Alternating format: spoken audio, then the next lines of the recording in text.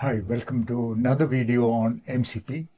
And here we are going to see for the first time how we can build our own remote MCP solution and offer it to our clients. So this is one of its kind video where you will not find a similar video where you can build your own SSE transport based MCP server. Welcome to Techie Talks AI. I'm Sri from Schogini. On this channel, we bring you hands-on demonstrations and insights into the latest tools and trends to help you get started with ease. Don't forget to subscribe and be a part of our journey into the future of technology. So when you engage your clients through your SaaS applications, you can secure your endpoints so that your intellectual property stays within your hosting environment and only your services get exposed like an API. But an MCP server is much more than an API endpoint. The reason is a lot of clients expect MCP solution. So it is much more easier to plug and play than connecting to an API endpoint of a solution provider. So you can be an MCP server based solutions provider. So let's first understand what we are going to build.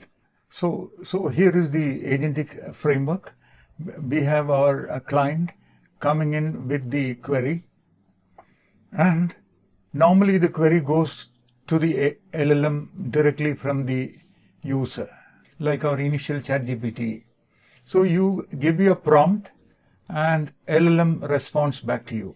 Okay, so then came agentic framework. So agent sits between the user and the LLM, and agent can offer additional tools which are more deterministic than the LLM, like calculator tool which will accurately calculate, a database tool which can fetch values from your local database, and all other tools to access third-party endpoints, etc. So all those tools stay to support the agent to handle the queries. So when a query comes in, agent sends the query to the LLM along with the available tools, and then the LLM will decide if it has to call any tool, and those results go back to LLM, and then finally the response comes from the LLM back to the user. So this is how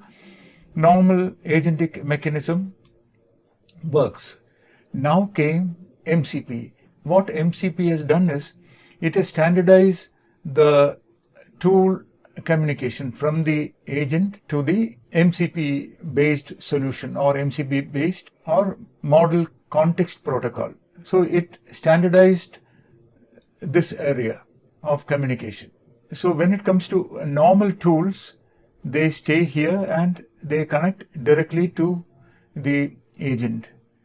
And when it comes to MCP based tool, they also sit next to the agent, but depending on your MCP server, it can be two types of MCP server. One is STD-IO based MCP server, another is SSE based MCP server. If it is an STD-IO based MCP server, that MCP server also sits here.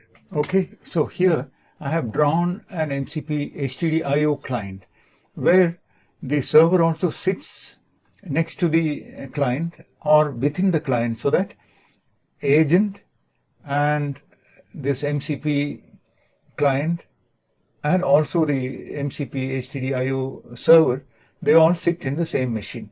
But that is not what we want, because we need to protect our intellectual property.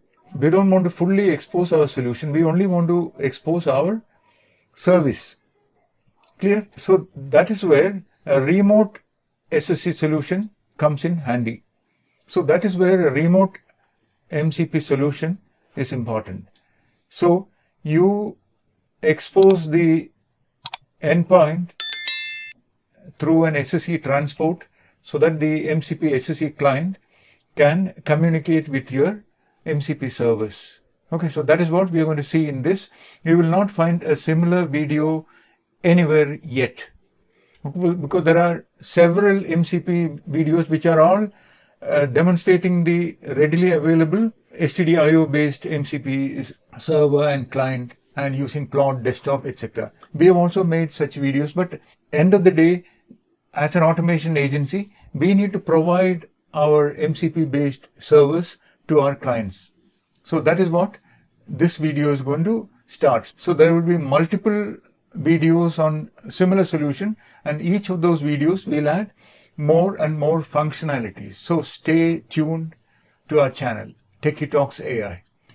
Okay, so coming back to this, so what we're going to do is, we are going to first launch an MCP server on a certain IP address and port address. Okay, then we will use a client to test our MCP server using SSE transport. After that, we will create an web interface using Streamlit and connect to our MCP server and test it. Okay, so it is a very simple, basic solution. The reason is these basic solutions are the ones that are going to explain the ideas behind this entire mechanism. Otherwise, things can look complicated. Clear? So with this, let's see it's working. Okay, so here I have the web-based client. That is what we're going to see first. So this is a booking tool. So our SaaS is offering a booking mechanism which returns a token number. So can you book for me? I am Sri. So this is simple. We are not booking for any specific service or anything. When you click on it, this query goes to our local LLM. It picks my name, Sri, from it and calls the MCP tool through SSE transport. And the MCP server is a remote server. It invokes a tool on my MCP server, which is called booking.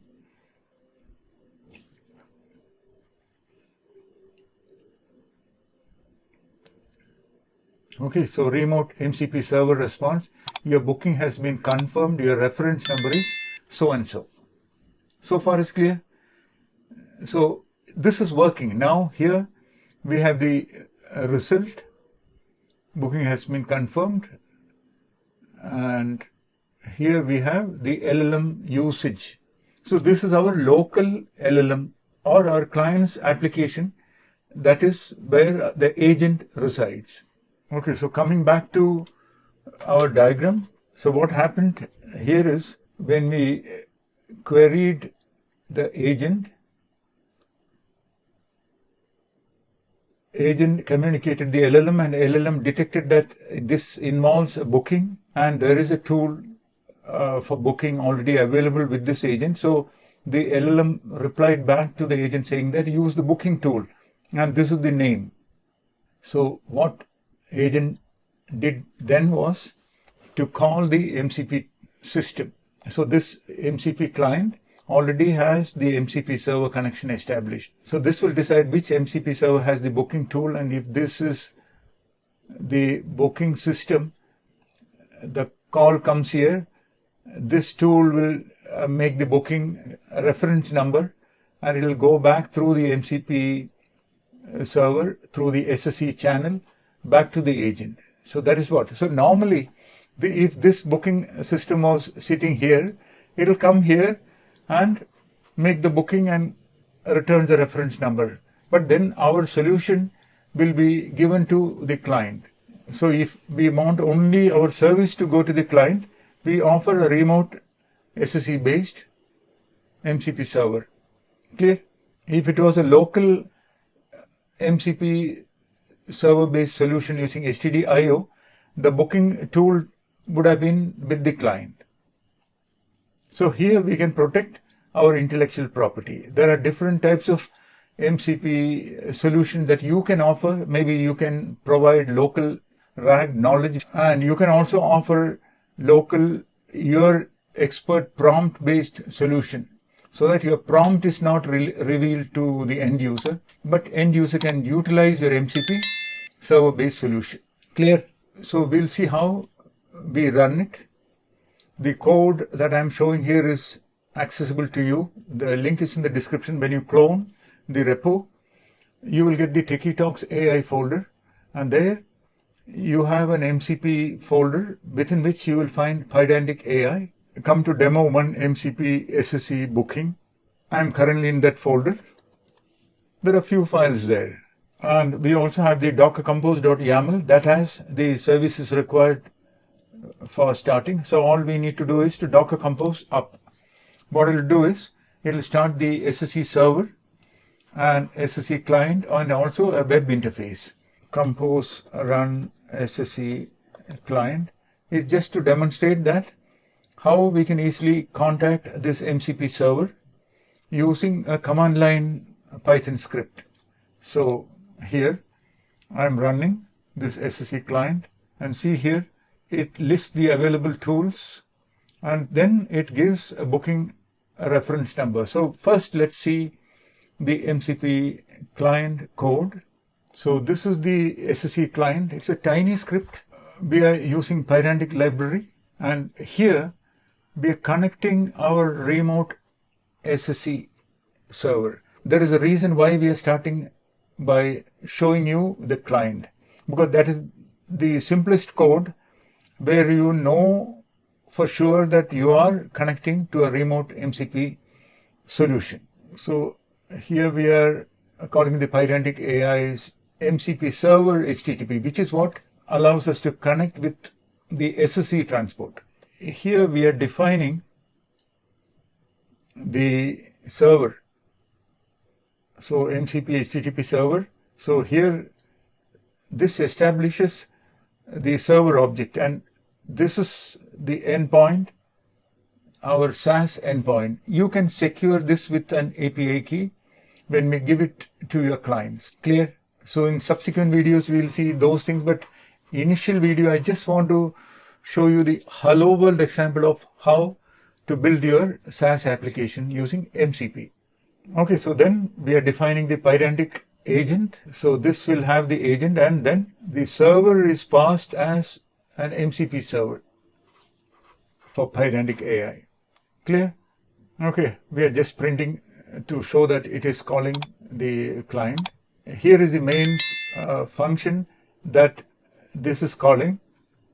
So this calls the main function, and in this function we have two calls made to the MCP server. One is we are asking the MCP server to list the tools. Okay, so if there are multiple tools available in one MCP server, they will get listed here. Okay, and then we are printing it, and then here we are calling the tool. In both cases we are doing agent.run. So depending on the text of our query, the MCP server knows what to do. So the client part is clear. It's a very simple client that talks to a remote MCP server, and that this is your SaaS endpoint. So now let's look at the server. So this is the MCP server that we are running. I have added plenty of logging so that we know what is happening behind the scene. But in the next video, we'll include Pydantic AI's logfire mechanism, and so that we have a cloud-based logging. Okay, so here we are calling the main function. So let's first see what is there in the main function. So this is the main function where we are passing the port address and the transport.